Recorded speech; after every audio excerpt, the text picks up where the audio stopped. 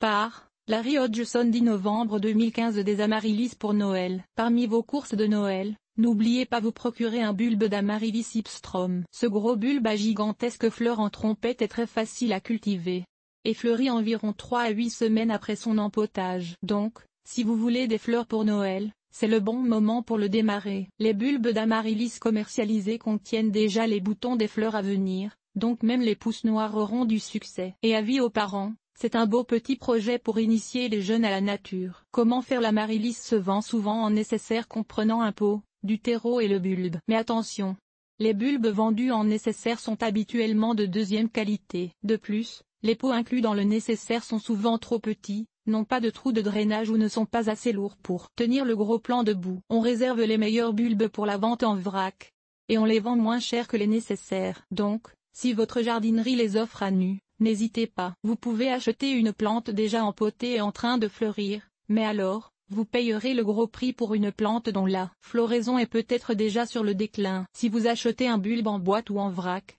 choisissez la couleur et la forme de la fleur d'après la photo qui accompagne l'étalage. Les fleurs peuvent être rouges, roses, saumon, blanches, jaunes ou vertes et peuvent être unies ou bicolores, grosses ou petites, simples ou doubles. Ce bulbe montre 3 boutons floraux, un excellent achat. Prenez toujours le plus gros bulbe possible, en général, plus il est gros, plus il fera de fleurs. Un très gros bulbe fera assurément 2 tiges florales, parfois 3. D'ailleurs, regardez bien au moment de l'achat, si vous voyez pointer non pas une mais 2 ou 3 boutons au sommet du bulbe, c'est est garant d'une bonne floraison. La plantation bulbe fraîchement empoté. Pour cultiver votre amaryllis, choisissez un pot environ 5 à 7 cm plus gros que le bulbe. Le pot doit avoir un ou des trous de drainage. Remplissez le pot à moitié avec un terreau pour plantes d'intérieur. Si vous l'humidifiez avant de vous en servir, il sera plus facile à manier, et placez le bulbe sur le terreau, étalant un peu les racines épaisses. Remplissez maintenant le pot de terreau jusqu'à environ 2 cm du bord, le tassant bien pour solidifier le bulbe dans le pot. Le bulbe ne sera alors enterré qu'à moitié ou même un peu moins.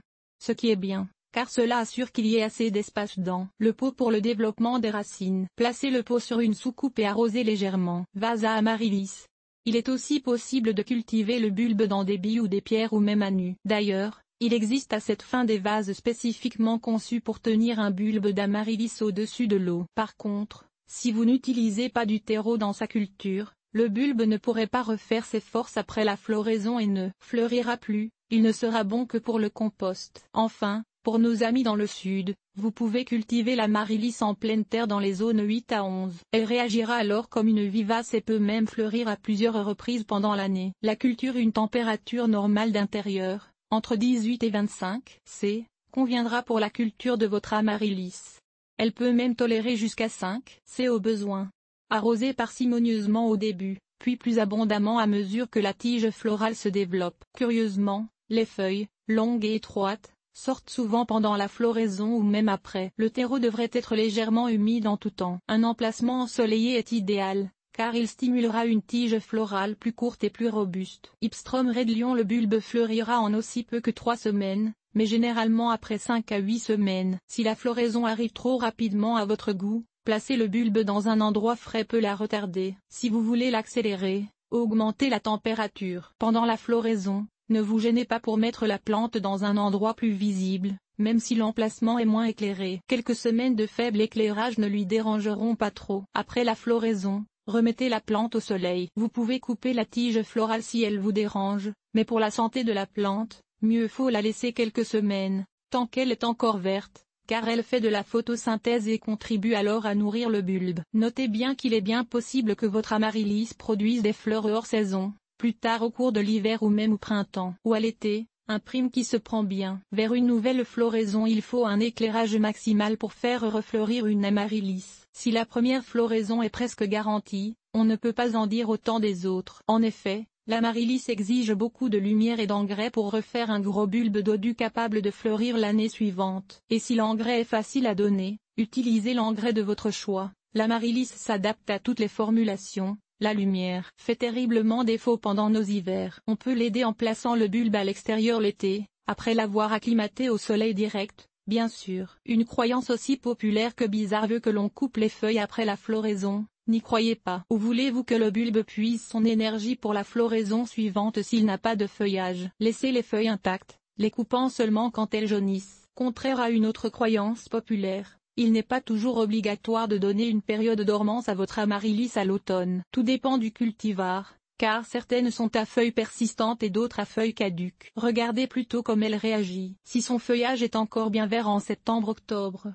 c'est qu'elle ne tient pas à dormir. Continuez de l'arroser, de la fertiliser et de lui accorder un éclairage maximal. Si son feuillage commence à avoir l'air fatigué et jaune à la fin de l'été, par contre, elle vous signale qu'elle veut dormir. Arrêtez les arrosages et coupez le feuillage lorsqu'il jaunit complètement. Vous pouvez aussi mettre le bulbe dans un emplacement plus frais à cette période, jusqu'à 5 c, ou à l'ombre, mais ce n'est pas obligatoire. Si vous avez mis votre bulbe en dormance, après 2 ou 3 mois, vous verrez de nouvelles pousses pointer au sommet du bulbe, signe qu'il est temps de lui offrir un nouveau cycle de croissance, soleil, arrosage, fertilisation, etc. en vue d'une nouvelle floraison. Si vous n'avez pas mis le bulbe en dormance, continuez vos bons soins. La floraison arrivera sans aucun traitement spécial. Notez que les floraisons futures de votre amaryllis risquent d'arriver plus tardivement que la première. C'est que les bulbes vendus dans le commerce ont reçu un traitement spécial en vue d'une floraison à Noël. Par la suite, votre plante reprendra son cycle de croissance normal,